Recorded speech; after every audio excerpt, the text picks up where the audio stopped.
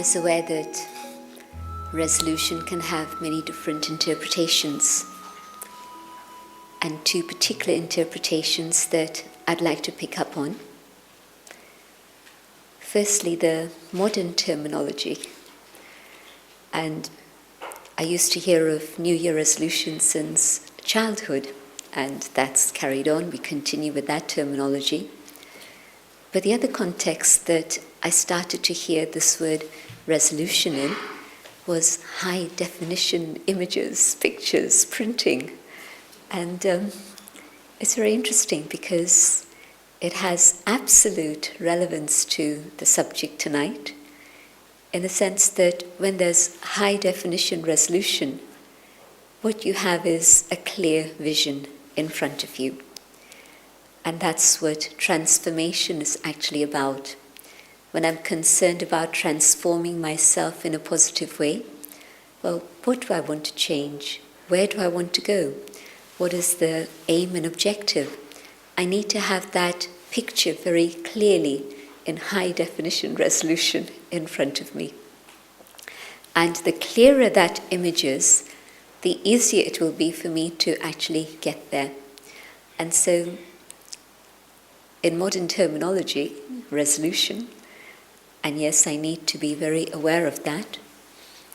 And then in terms of the other word, resolution, it's indicating a very interesting concept, and that is re-solution. And so that's indicating that there's a solution that at some point I had been aware of, and now I have the opportunity to rediscover it once more.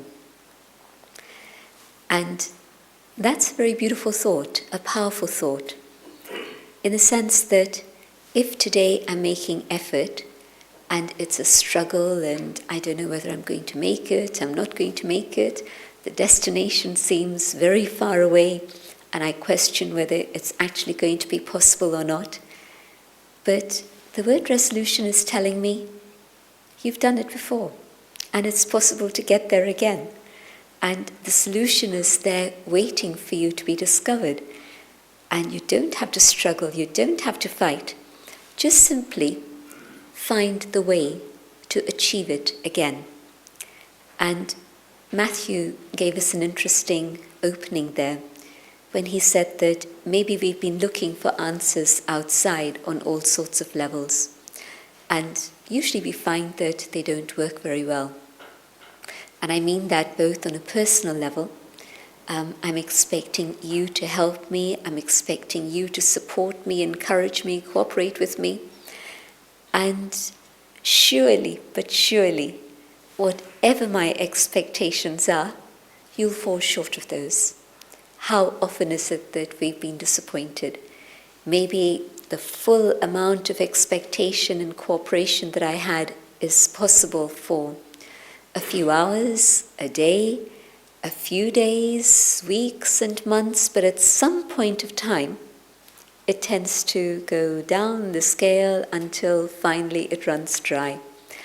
And so it's not possible to expect that you can be the solution for me, that you're going to give me the sort of help and cooperation that I need for myself. At some point, I'm going to have to take responsibility and stop being dependent and find the answers and the solutions for myself. Do you agree?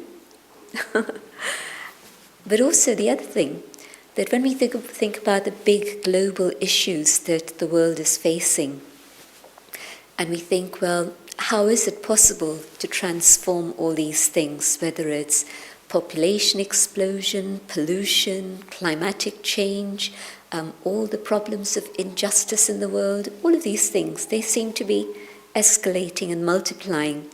We have more resources, we have more information, we have more technology, we have more people, we have more skills, but we're not getting the answers, and certainly all the problems that I've mentioned by statistical information and fact, not just my imagination, but all of those problems are actually multiplying and escalating. We haven't been able to find answers outside. And so maybe one of the New Year signals is to look inside and see what it is we can do within ourselves, both to be independent and be able to support oneself individually in the vision that I have, the high resolution picture that I'm seeing, and be able to move towards it and fulfill it. But also, there's a lot to say about transformation of consciousness as an individual, and then collectively to effect change in terms of all the problems and the critical issues of the world out there. And that's been something that's been acknowledged by religious leaders since 1993. I remember there was the first Parliament of the World's Religions came together in 1893 in Chicago. But the first one in modern times following that came 100 years later in Chicago again. And they decided, the religious leaders from all the different traditions, that it wasn't enough just to look at self-development or what our scriptures say and what our beliefs are, but there had to be some relevance to the critical issues of our times. And so they looked at all of these things.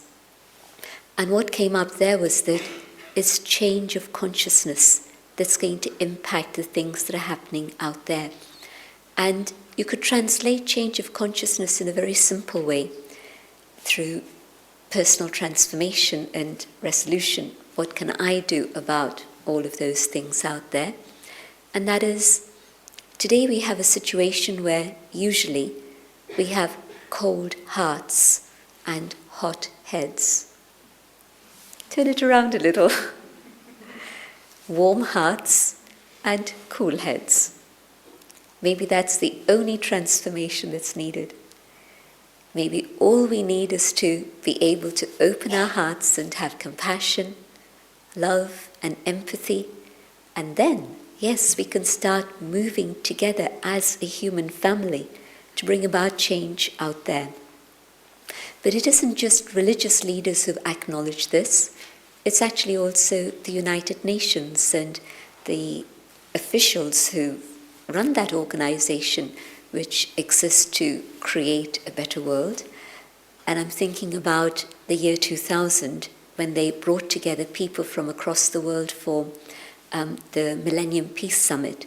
And it was 1,000 religious leaders brought together by the leadership of the UN, and it was Secretary Generals, Under Secretary Generals heading up each of these different areas. And they said, the reason we brought you together is because none of the things we're doing are working. After 50 years of the UN, things haven't changed for the better, they've got worse. They acknowledged it. And you are the people who touch human hearts and human consciousness. And so you're the ones who are going to do it. And so tonight's subject about transformation and resolutions is actually not just for the self, but I think whatever change we bring about within the self is also going to be the method that we use to bring about solutions and resolutions for the world also.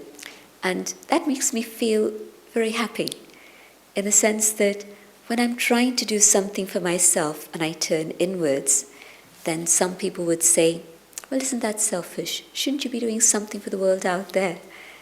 And I realized that I can't start out there. I have to start in here. When I start within and bring about transformation inside, then there's going to be an impact on others and a ripple effect, and there's going to be, I believe, within a very short space of time, a powerful enough critical mass to be able to impact the world out there also. And so I think that it's a very important subject that we're looking at, not just in terms of kicking cigarettes or, throwing away the coffee bag, but really very deep things that we can do within, but also things that will then impact the world for everybody also. So my change is going to help the world change, and it's going to bring happiness to others around me. If you think about something that you buy for yourself, you're spending £10, well, okay, you need it, you're going to do it. But if you had the thought that, well, if I buy this, it's going to be of help not only for me, but it's going to actually be of value and help for my whole family, then that makes you feel a lot happier, doesn't it? That £10 has gone further away than just comfort and facility for you. But it's something that's going to do good for everybody around you.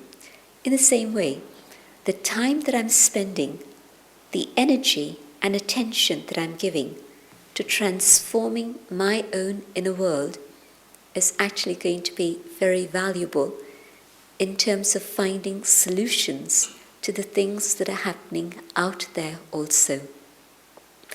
I'm going to do a plug for a book that's downstairs, and it's not my book, so I don't mind advertising it. But it's a book called Inside Out, and it describes this process very, very clearly, that when you change things inside, then there's a manifestation of that outside, not just in the world around you immediately, but also in the world at large. And so I won't take up that in too much more detail now, but just recommend that maybe that's something you want to have a look at. But this thing about solutions, and I want to look at this again in two different ways. One is that where I don't accept responsibility and I put the blame outside on someone and something, and I say that, well, they're the cause of this, and so now they have to do something about it. As soon as I blame and complain, and people today sometimes say that the world has become a little bit topsy-turvy. Do you think so? I was in the Middle East until yesterday, and imagine desert. Everywhere I was going, it's now amazing skyscrapers all over the Middle East, but also you just move a little bit away from the city and you see the desert.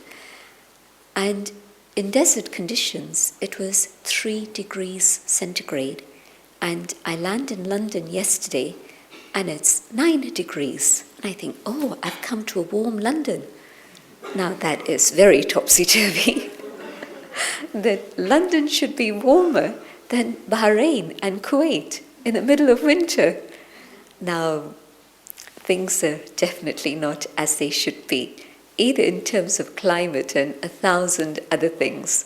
So it is a little bit topsy-turvy, and where, if you think about it, then you'll feel how when there's an experience of gratitude,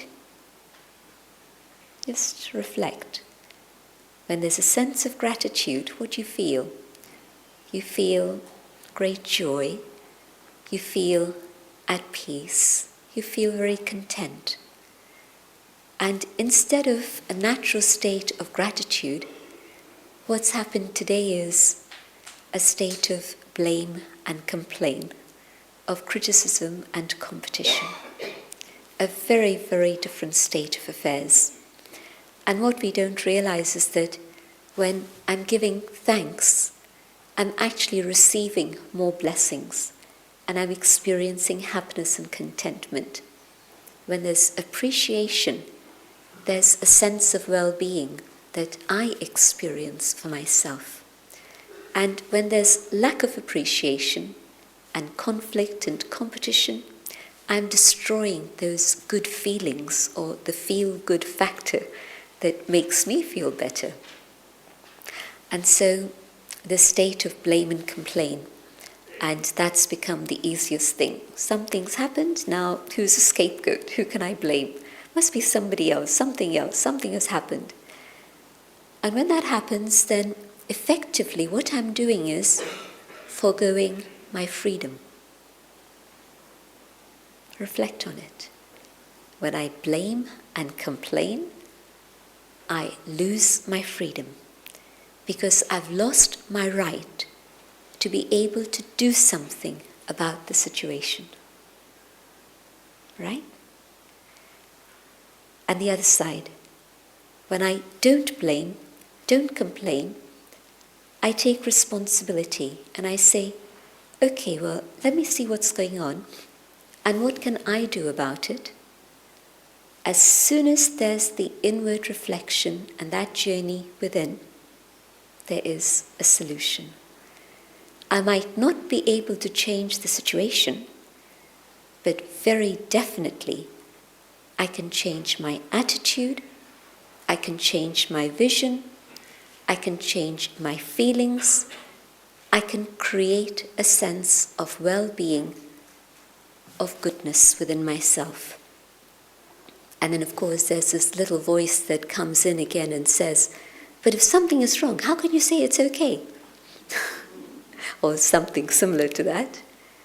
No, you're not saying that something wrong is okay, but what you're saying is that whatever is happening is out there, and if I let it affect me inside, and I lose my cool, I lose my peace, and I get into a state of upheaval, there is zero effect on the situation.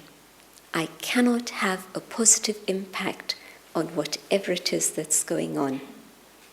Correct? But if I maintain my cool, yes, I understand that things are not right, they're not as they should be, but that's okay. There are other forces, other energies at work. And if I stay well and I stay cool, maybe there'll be some way in which I'll be able to have some positive influence in whatever it is that's going on, and maybe gently nudge things towards a conclusion that's more positive. But definitely, the blame game, the complain game, and I get upset and in upheaval, there's no impact that I can have in a positive way. Probably, I'll actually aggravate the situation. Many of you know Daddy Jayanti, I'm sure, and Daddy was telling us the story of how at one point Brahma Baba was supposed to come to Pune, which was a few hours' journey from Bombay where he was, and he didn't come. And so she's phoning, what happened? And Baba says, it wasn't possible to come. And she says, but Baba, everybody is upset. And Baba said to her, but you're upset, and you're making everybody upset. Nobody else is upset, you're upset. And as you know, that is very transparent, so she shares all her own experiences very openly. So I'm sure she won't mind me sharing this story with all of you. But that's the point, that the situation's not as I would like it to be. But I get upset, and it's going to impact everybody else and make them upset too. And usually, you know, what we say to somebody else when we're reporting back, we say, everybody got upset. Well, they didn't. I got upset, and then I made everybody around me upset also. And so, to change that and say, okay, what can I do for myself inside? And through that, be able to find the solution outside also. There's another lesson we were taught right at the start of the year. I was in India on 31st December in a gathering of 15,000 people, and we were in silent meditation, but also then hearing an inspirational message. And all of this started about 7:30 in the evening, and we finished about 12:30 at night. 15,000 people. And normally, you know, you say an hour and a half is maximum concentration span for people. Actually, they say 40 minutes. They say 40 minutes is concentration span. And if you can have a variety of ingredients, an hour and a half, and after that you either have an interval or you finish your program. You cannot extend beyond that. Well, this had many ingredients, but we were all sitting there together, 15,000 of us in this massive big hall, from 7:30. Some had come earlier, I have to say, from 5 o'clock. I had got there about 7 o'clock, but we were all finally there by 7:30. All the way through till 12:30. So it was beautiful to be in that atmosphere of powerful meditation and love and joy to finish the old year and start the new year. And the message was a very intense one, and it was about transformation. But there was one particular aspect that the message focused on. And that was that whenever you give a cause, a reason for any type of disturbance, you'll never find a solution. A little bit different to the blame and complain game. And I'll tell you the Hindi words because they rhyme together, and some of you, I think, can speak Hindi. Karan, cause, Nivaran, solution. And so wherever I say, because of this thing, that thing, and the other thing, and the other thing, I wasn't able to do this. And we were reminded gently that it's now 11 days since the start of the new year. Now, what's been going on in that period? Moving forward, full steam ahead as on January the 1st, or a little bit slow and wondering whether I should carry on, or maybe stuck and thinking, should I carry on? Or maybe I'm already in reverse gear. So it could be either of these things. But even if I'm in reverse gear, well, let me stop and say, well, if I say that it was because of this, and I attribute the cause to, well, I couldn't go out walking every day as I'd promised myself because of this thing, that thing, and the other thing, and the other thing, then there'll always be 1,000 different causes, a different reason every single moment. Today it's one reason, tomorrow it'll be another reason, and so it'll carry on. But if at every moment I ask myself, what's the solution? So resolutions, solutions. So let me find the solution to my situation. And if I can find the solution, then yes, I'm going to start moving effectively. And at any moment that you catch yourself saying, because, remember, there's a solution there. Whenever there's a question, there's an answer. In the same way, every time I say there's a reason because of this, there's also a solution, and I just need to find that solution. I want to come back to this aspect of resolution. One of the foremost fundamental spiritual concepts that I think all of us share, and I think that this is why you're here tonight, is that we deeply believe in the goodness of the human spirit. It doesn't matter which tradition we belong to. I've seen that.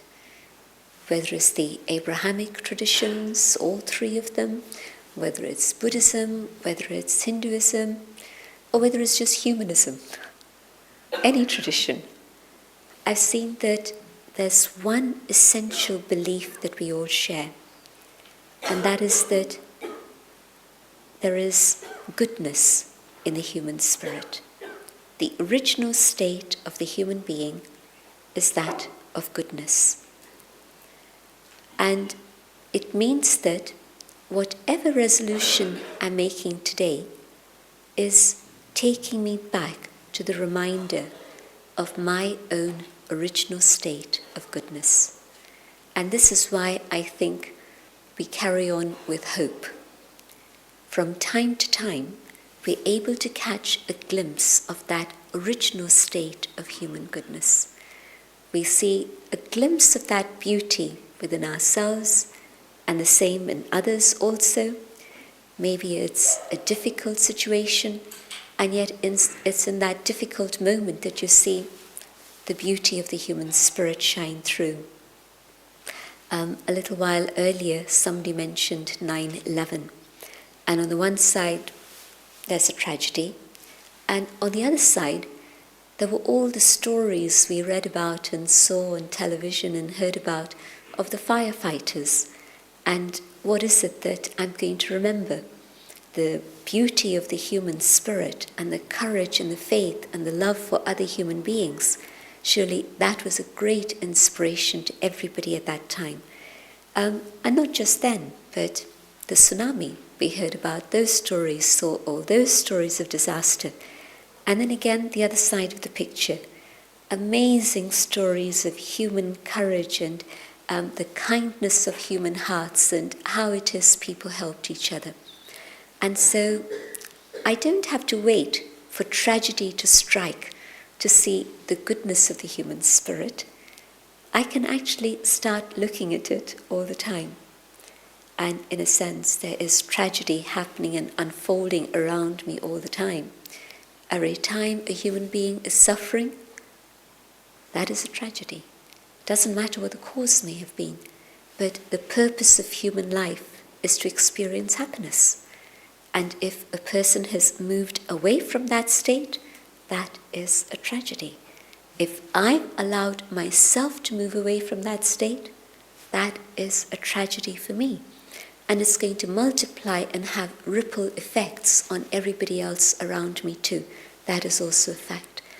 And so, again, to have that resolution, I'm going to keep myself light and easy and happy and content, is not selfish. It's a reminder that it's there within me, and I have to go inside and come back to that original state and be able to express it and emerge it within. We also have this faith that although we keep trying and we keep breaking resolutions, what is it that gives us the courage to try again? You'd say that once, twice, 3 times, enough is enough, forget it. But no, we again and again keep trying, because there's that little reminder within ourselves that says, keep going, it is possible, it can happen. And so I know that if we spend a little bit of silence, time in silence each day, starting the day in that awareness, our resolution would be absolutely high definition, and we'd be able to connect with that original state and taste the sweetness of it every day. If there's something that you experience that's pleasurable, that you enjoy, it's a good motivation to keep going in that direction. And so all I have to do is give myself the luxury of time. It's a luxury today, but that's what I have to do. Just give myself that time and space to experience the sweetness of the qualities that I have within. And if I can taste that sweetness, others will soon also be able to enjoy the fruits of that sweetness too. If I'm not giving myself a chance to experience that, I can't share it with anyone else either. I want to share 2 very specific aspects of personal transformation. And I think that they're very relevant to most people in this room, because these are 2 subjects that keep coming up very frequently. One is the whole subject of anger. And again, it was a reminder within the message we had for New Year's Eve and this coming year, that sometimes we justify anger, and again we say, well, it's okay if I get angry because of this thing, that thing, and the other thing. And it requires a very deep personal commitment to say, no more. I'm not going to allow this. And we were even being asked to look at the subject on a very, very subtle level. For example, there's the anger of explosion, which has an impact on my physical health negatively. My blood pressure rises, my heart goes racing, the type A syndrome and the preparation for an early grave. It's a fact. It is a fact. If I put myself in that category and I allow myself to keep having explosions, that's what I'm doing for myself, digging. But it also destroys the peace of the atmosphere, and it also causes a huge amount of pain and sorrow for others around me, and it breaks the possibility of relationships. It breaks trust. It doesn't allow harmony in relationships to happen in any way at all. And so, okay, maybe I've realized that, and I'm not getting into that state of explosion. But irritation, and again we were reminded that irritation is very insidious, because if you keep getting irritated or you allow yourself to get irritated, then you're always going to be upset with others. And again, cooperation, support, love and respect, all of that gets destroyed. And people will hesitate to come to you. Instead of seeking you out to join you, they'll say, well, maybe, if I can manage without, I'll manage without. And so again, not a very healthy state. But even the subtle aspect of that, different degrees, bossiness and control. Where there's anger, externally, visibly, it's a desire to control, or it erupts when my desire to control is not being fulfilled. But on a very subtle level where I get bossy. And so my tone of voice takes on that tone of authority. Do as this, do as that. Again, it's actually rooted in anger. This desire to control and manifest in bossiness. Even more subtle than that. And there you see anger and ego go together very deeply, where I think, but my intellect is wise. I understand things in a way that other people don't. I do, don't I? Of course I do. Because as soon as I have that thought, it's ego, but it's also going to manifest as anger in the way that I treat others. And the bossiness, the control, and the irritation, and all of these things are going to come. So whatever it is I have arrogance about, my intellect, my education, my degree, my position, my possessions, there's a whole long list of things that I can have. But any one of those things, and it's going to be a problem. And so to look at the subject very, very deeply.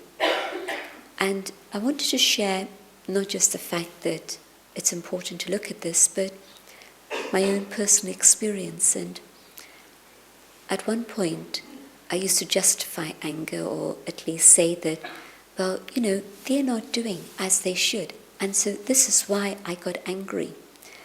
And I was fortunate that I had that Jayanti around me to be my mentor.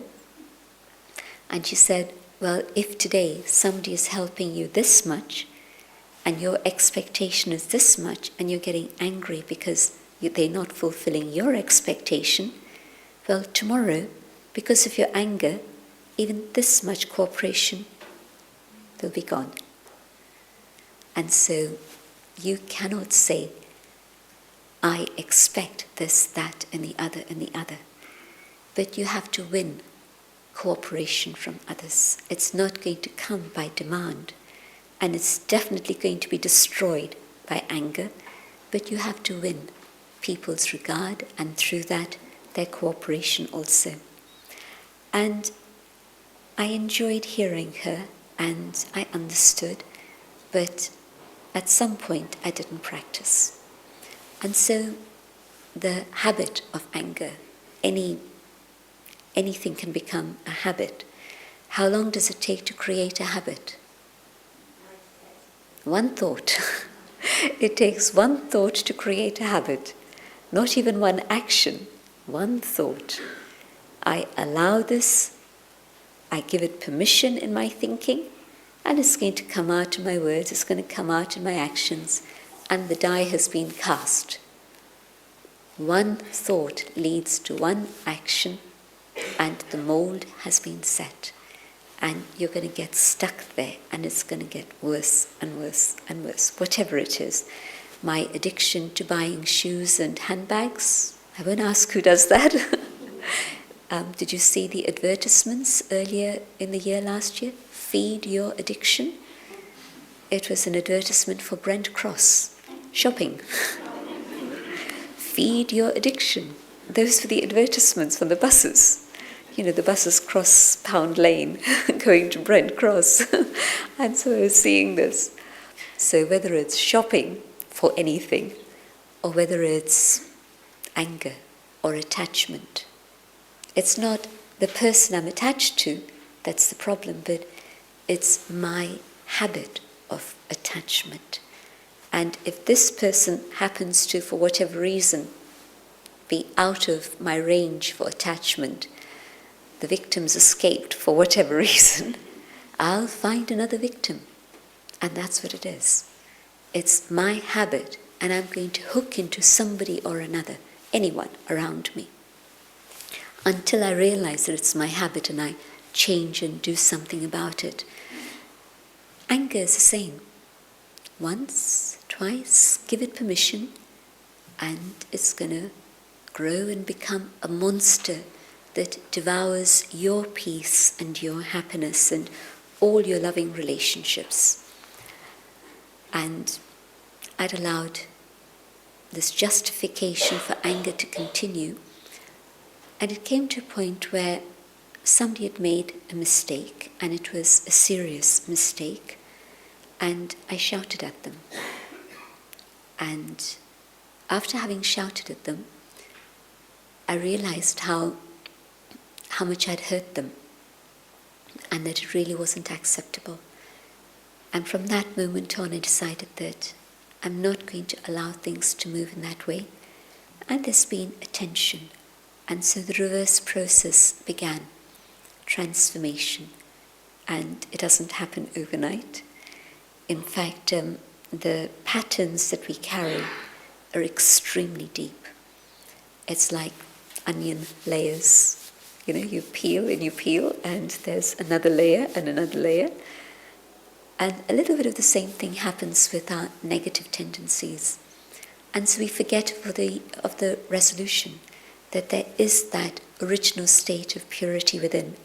And sometimes we feel hopeless and we lose heart and say, oh, it's not happening. But no, persevere, keep carrying on. But that moment of realization that came, that I have caused so much pain to another individual, I don't think I'm going to be able to ever put it right.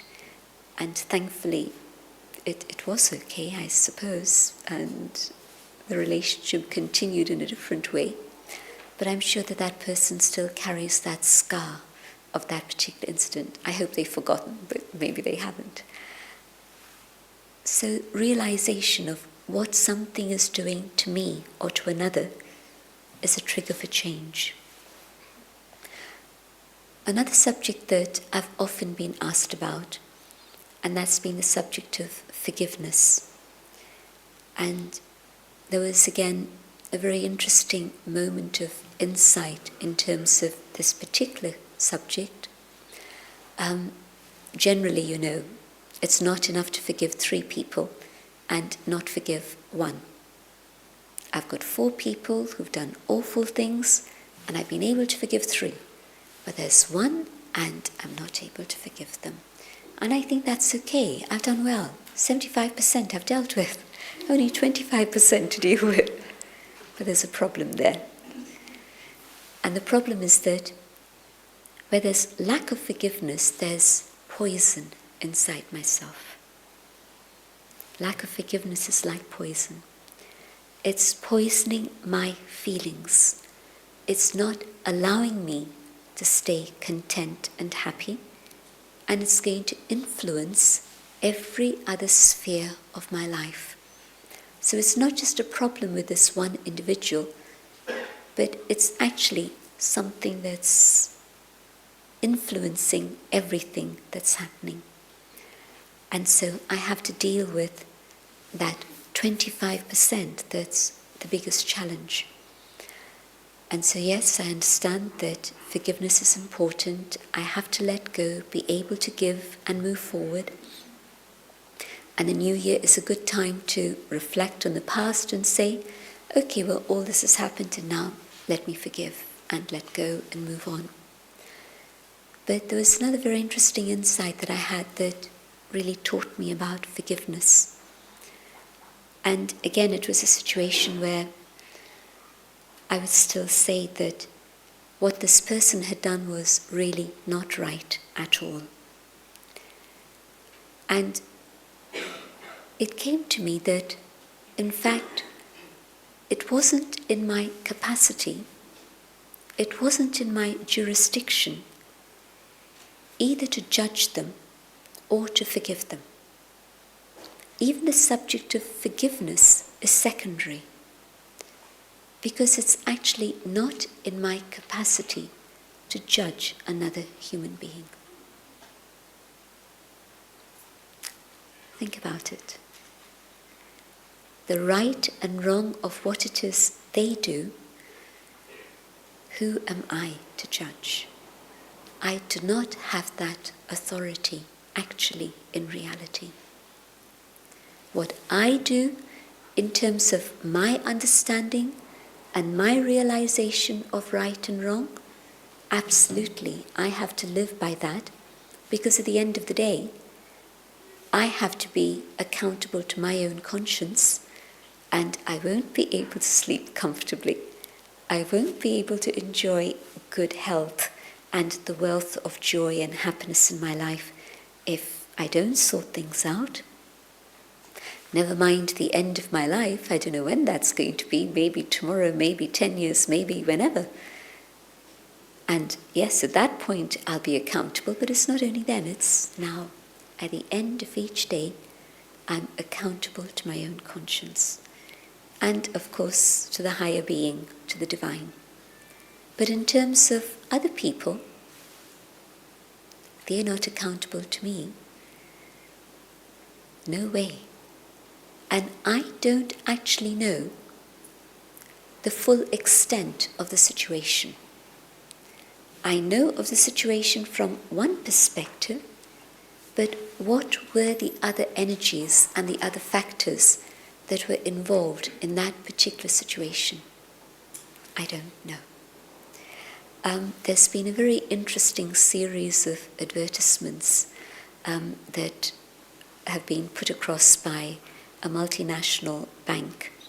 And I've been seeing them around now for a few years, several years now. And those of you who travel once a year, twice a year, whatever it is you do, you might have noticed them, because they seem to have a monopoly on the air bridges from the terminal to the aeroplane. And I think you know what I'm talking about.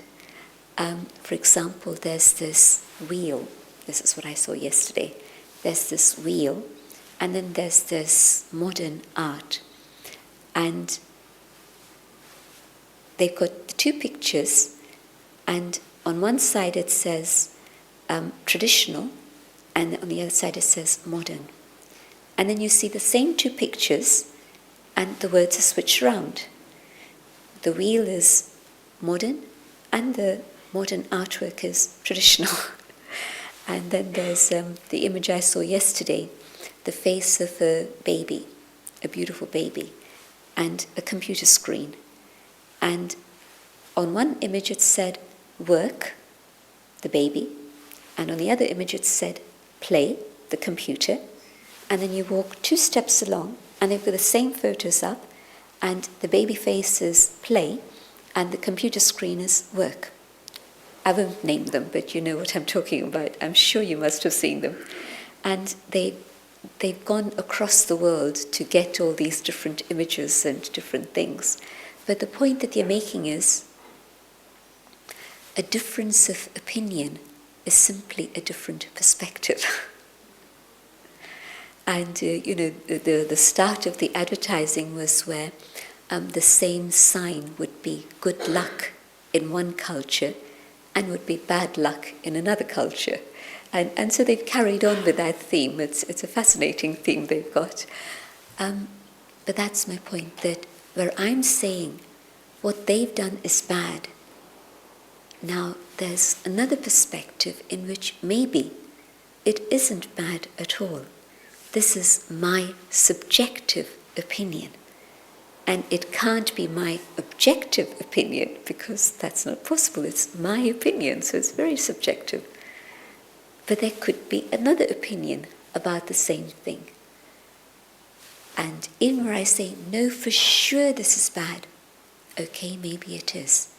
But still, I cannot point a finger because I'm in the same situation myself.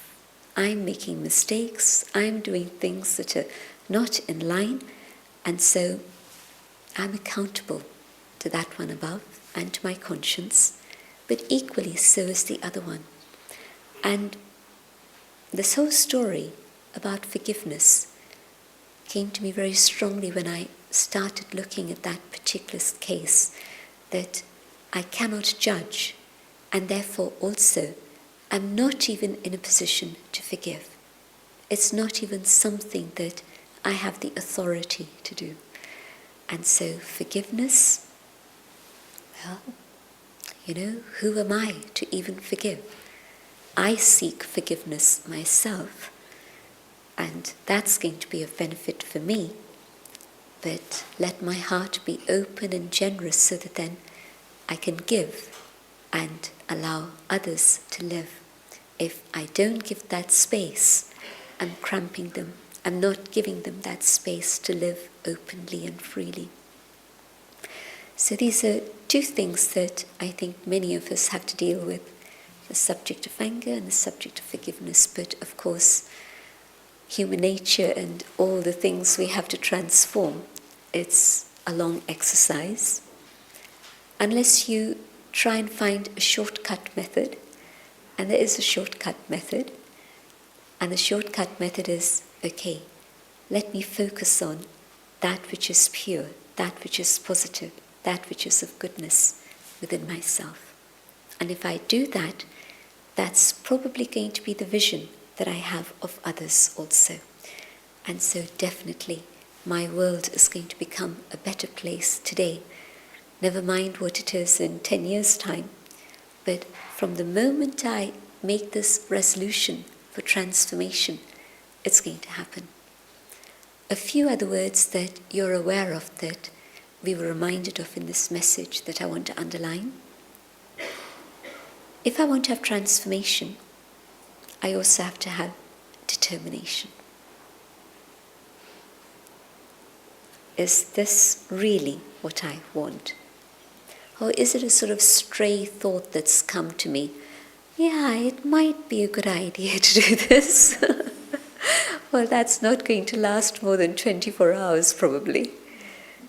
But determination. This is what I have to do.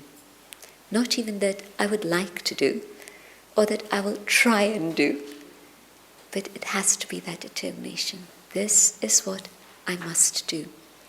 And when do I start? Tomorrow?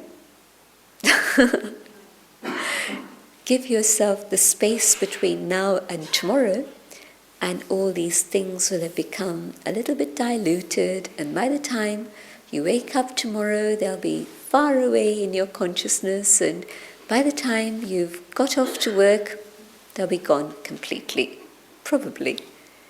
But if I say, I'm going to begin my transformation now, this moment, because switching consciousness is just pressing a button. That's all it is. Press the button of consciousness, connect with your own original divine state. And that transformation happens from this moment. So carry away that determined thought and that absolute vision of who you are. Let me stop here and see if there are questions or comments that you have.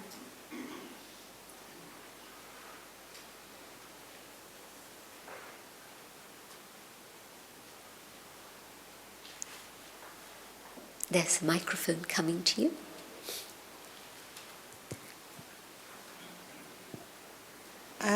I keep finding so many layers and layers and layers of the onion example you gave earlier on. And I keep thinking to myself, are they ever going to finish? Is there any last layer? And I'm becoming a bit disappointed with myself.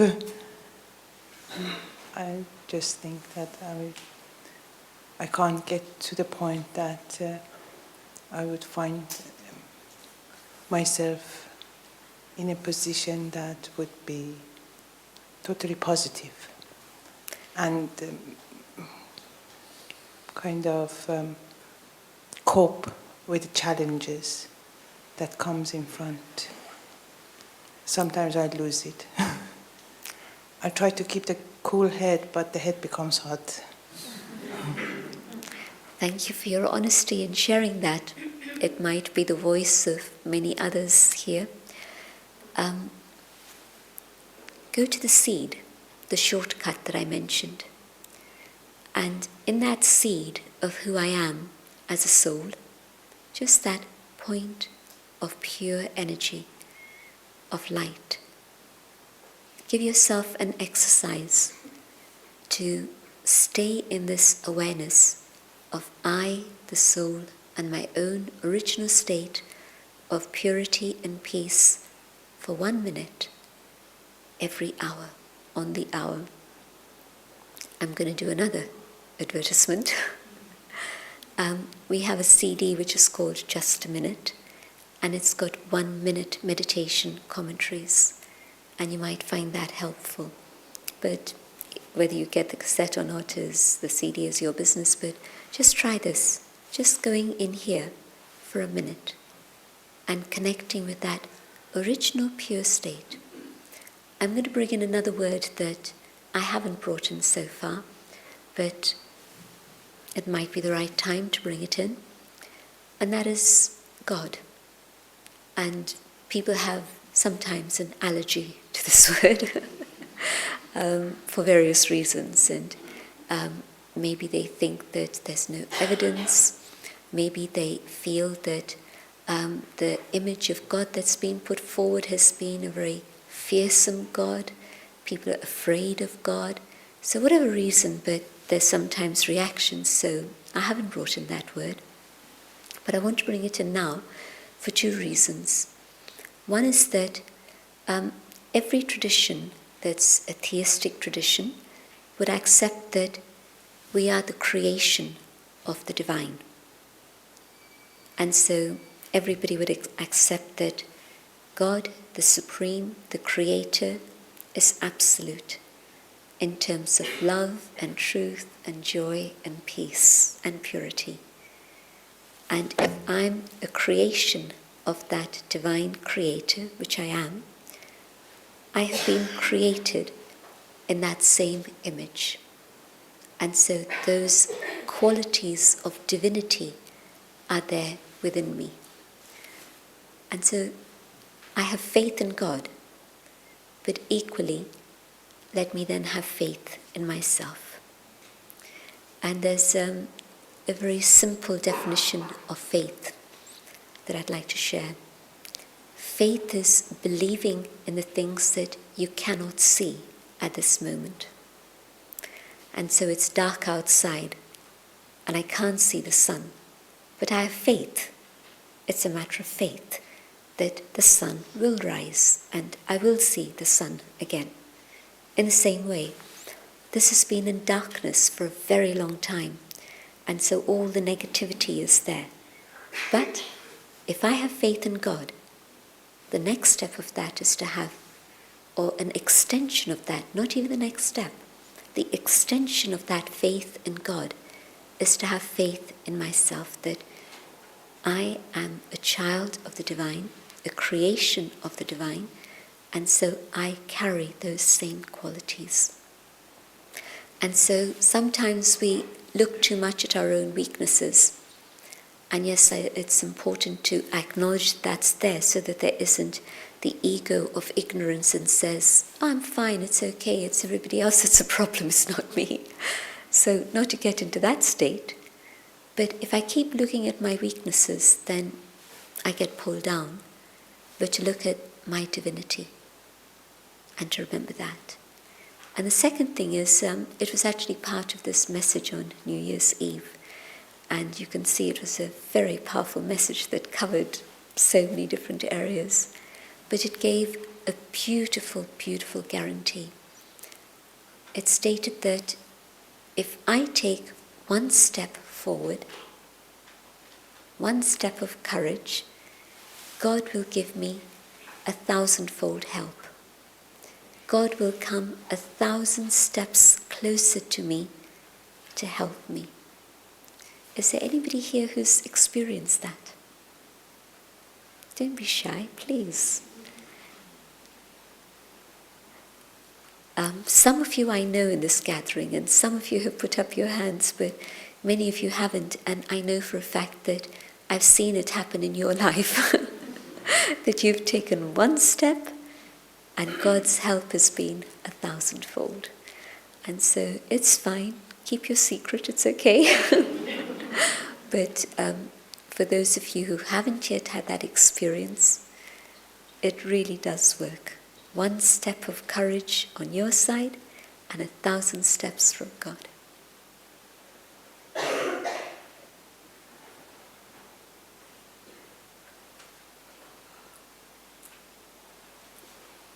Anyone else?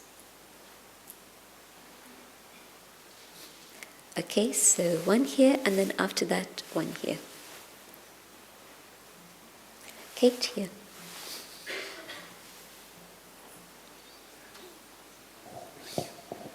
On the subject of forgiveness, if you are able to forgive because you are aware of your own human frailty and the frailty of those who've done something, but nevertheless you cannot forget the hurt in you. And as a result, it becomes a loop that you keep remembering your own hurt, but you've definitely feeling that you've forgiven. You don't hold it against them. How do you get out of that loop? I'm going to invoke God again, because I think that the only way to deal with feelings of hurt is through the experience of God's love. It's not by logic or by reason that we're able to deal with feelings of pain and hurt. At least I don't think so. You can't reason it out and say, okay, finish. But there has to be some ointment that's going to allow the hurt to heal. And the ointment is God's love.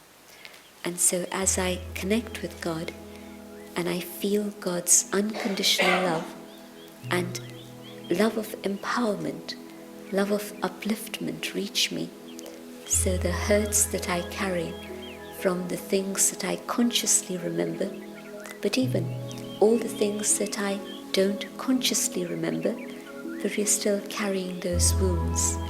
And so God's love is able to heal the soul, and I'm able to move forward.